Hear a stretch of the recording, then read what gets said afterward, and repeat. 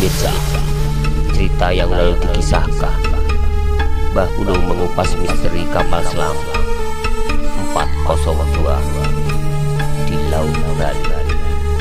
Nah, bagaimanakah kisah perjalanan Mbah Gunung selanjutnya? Marilah kita ikuti serial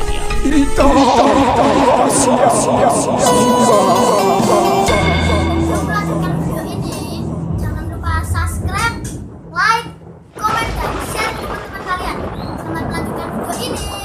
Enjoy!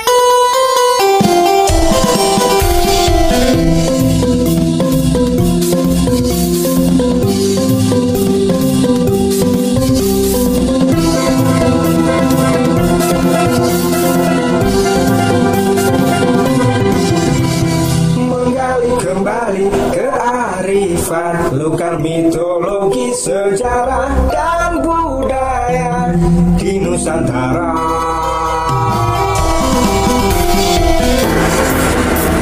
Saudara pemirsa, marilah kita ikuti serial kisah Wasiat Simbah.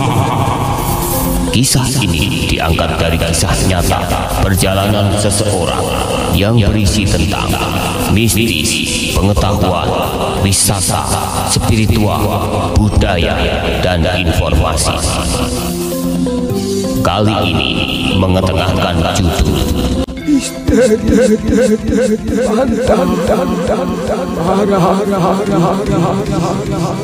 Menggali kembali kearifan lokal, mitologi, sejarah dan budaya di Nusantara.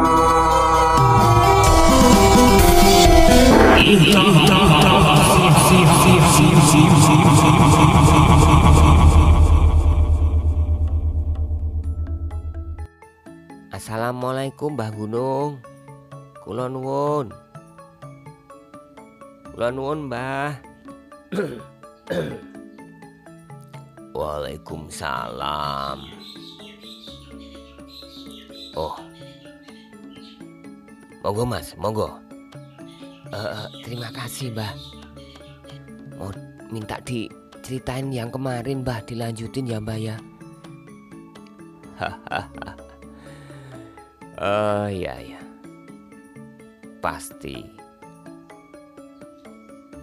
Simbah akan lanjutkan ceritanya ya. Iya Mbah. Kalau menurut Simbah, Parang Titis ini masalah tentang gaibnya gimana Mbah?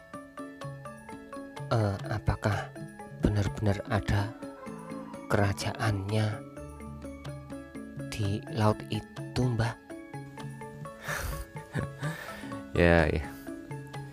Ya, pertanyaan ini sebenarnya kan pertanyaan umum yang kadang bisa juga membingungkan. Ayo sambil ini diminum kopinya sambil makan telok godok. Yo anane ngene Simbah mek kur telok godok ya. Jadi begini Mas, kita itu harus percaya dengan hal yang gaib, karena itu merupakan salah satu rukun iman juga loh. Iya toh,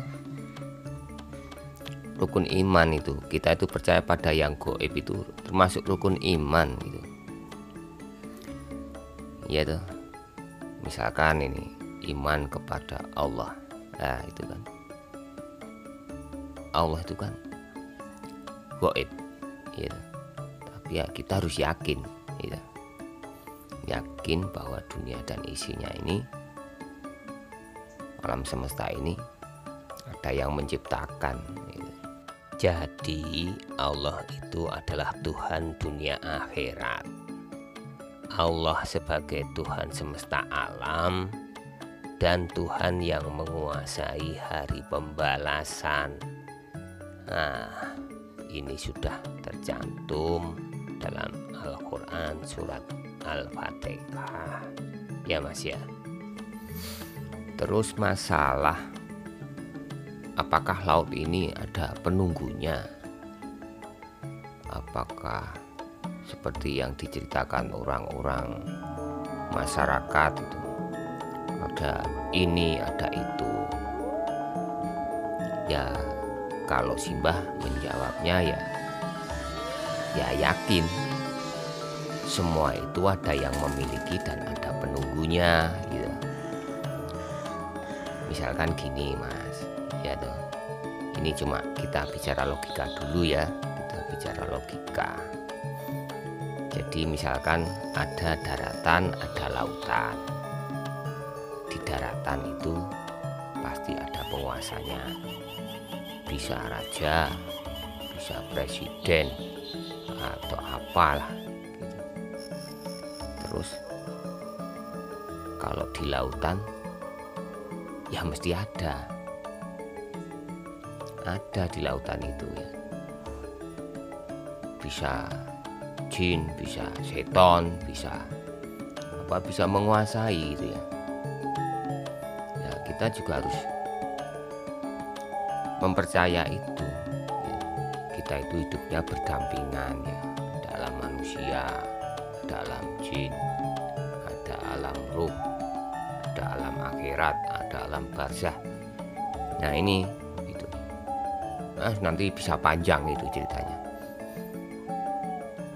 Ya intinya semua itu ada yang nunggu. Terus kalau nggak ada yang nunggu, terus nanti gimana ya? Nggak ada yang nunggu terus nanti gimana? Terus masalah nama penunggunya ini itu kan sebagai sebutan ya. Itu hanya kepercayaan ya. Ada namanya si ini, si itu. Nah, ini sebutan oleh masyarakat ya. Dan kemudian turun temurun begitu tuh. Misalkan gini Mas, ya. Kita bicara logika lagi. Kita bicara logika. Neng Jowo, neng Yogyo, neng Bantul.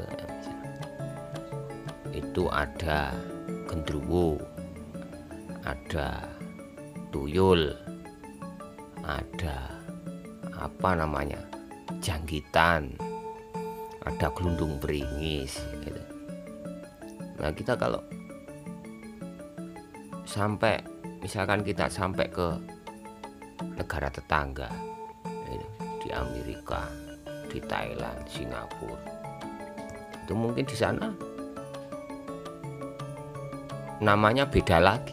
Gendruwo pada nggak paham, gelundung beringis apa, ini apa itu. Mungkin di Amerika sana malah kenalnya Dracula ya tuh. Gitu. Sambil diminum loh ya, sambil diminum, jangan serius-serius gitu, nanti tidak malah kacau nanti. Iya mbah. Terus kalau ini mbah, di pantai Parangtritis itu kan para pengunjung katanya tidak boleh pakai baju celana hijau, itu gimana mbah itu? Katanya bisa jadi keluarga pantai laut selatan, itu gimana itu mbah? Ya Mas, Simbah paham. Jadi untuk masalah pakaian, baju, kaos dan lain sebagainya, kenapa kok masyarakat masih khawatir dan menjadi polemik? Ya di sini Simbah akan bercerita ya. Secara logika Mas, warna laut itu kan gelap, ada hijau, biru dan macam-macam ya. Jadi kalau misalnya kita main ke laut, bermain di pantai, berenang dengan memakai pakaian yang biru, hijau, lah kok baru apes nasibnya dan tenggelam. Nah, ini kan baju kita itu menyerupai air laut.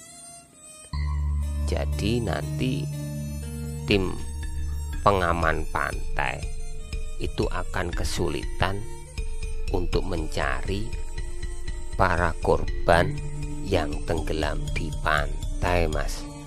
Nah, sampai saat ini dengan kejadian-kejadian seperti itu sering dikaitkan dengan penguasa Laut Selatan yang berpakaian hijau bludru, karena menyamai terus diambil, kan gitu, Mas. Kalau menurut Simbah ya itu tadi, pakaian-pakaian itu kalau kita nanti berenang dan sampai terbawa ombak, itu tim SAR akan kesulitan untuk mencari, ya. Jadi itu kalau menurut Simbah. Di samping itu, bibir pantai itu kan dasarnya tidak datar, Mas, agak cekung dan banyak palungnya. Jadi kalau sudah tergulung ombak, kita ya sudah kesulitan untuk naik. Makanya kita itu harus mengindahkan peraturan yang sudah dipasang di pantai itu, ya. Dilarang berenang, dilarang ini dan dilarang begitu, ya. Artinya itu untuk keselamatan kita semua, Mas, ya. Kita harus menyadari, ya, manusia itu hidupnya di darat aja masih sering kesandung, ya. Apalagi main di air yang bukan dunia kita, iya toh, Mas? Wah, resikonya sangat tinggi, Mas, ya.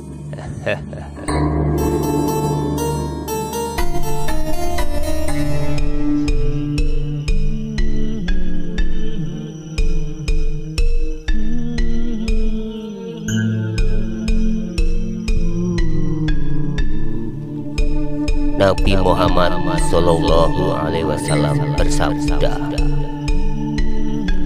manusia itu keluarga Allah, dan manusia yang paling cinta kepada Allah Subhanahu wa Ta'ala itu adalah mereka yang menafkahkan hartanya untuk keperluan keluarganya. Nah, saudara pemirsa, bagaimanakah kisah selanjutnya? Simak dan ikuti terus serial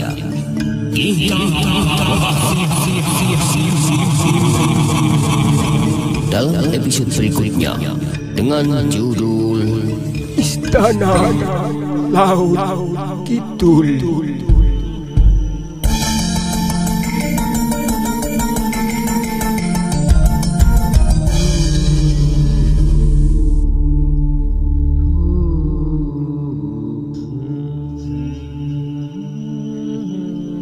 Ita siapa